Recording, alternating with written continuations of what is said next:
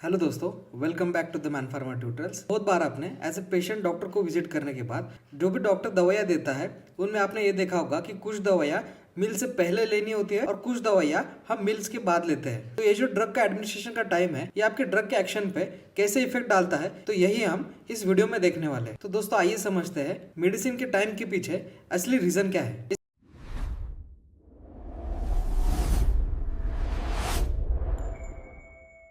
इसके पीछे का सबसे इंपॉर्टेंट लॉजिक है फूड, स्टमक एसिड और मेडिसिन का इंटरेक्शन। इसका मतलब आपका पेट खाली है या भरा हुआ है, इससे काफी कुछ चीजें ड्रग के एक्शन पे इम्पैक्ट डालती है। अगर आपका स्टमक एम्प्टी है तो ऑब्वियसली आपका ड्रग बहुत फास्ट एब्जॉर्ब होगा। इसी के साथ साथ फूड के एब्सॉर्प्शन में फूड बिल्कुल भी हिंडर नहीं करेगा। अब आइए समझते हैं कुछ दवाइयाँ हम मील्स के बाद क्यों लेते हैं। इसका सबसे पहला रीजन है कुछ दवाइयाँ खाने के बाद स्टमक की जो लाइनिंग होती है उसको इरिटेट करती है।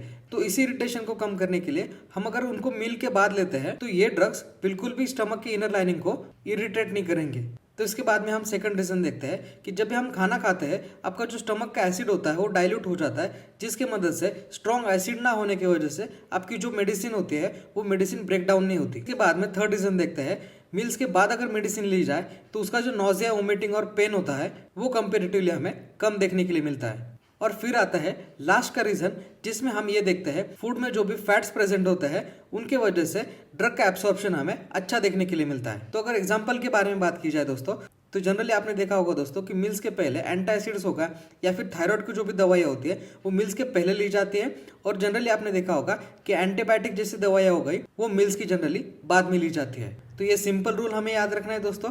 अगर ड्रग के एक्शन हमें फास्ट चाहिए, एब्सॉर्प्शन फास्ट चाहिए या फिर हमको लोकल एक्शन चाहिए, तो हम क्या करेंगे, उसी मेडिसिन को हम मील से पहले लेंगे। और प्रोटेक्शन, सेफ्टी और बेटर टॉलरेंस चाहिए होगा तो मेडिसिन को हम जनरली मील के बाद लेंगे। तो आई होप दोस्तों इस वीडियो के माध्यम से आपको ये चीज़ समझ में आ गई होगी कि कुछ दवाइयाँ हम मील से पहले क्यों लेते हैं और कुछ दवाइयाँ हम मील्स के बाद क्यों लेते हैं। अगर वीडियो अच्छा लगा हो दोस्तों तो वीडियो सेव करो, हमारे चैनल को सब्सक्राइब करो। Thank you so much.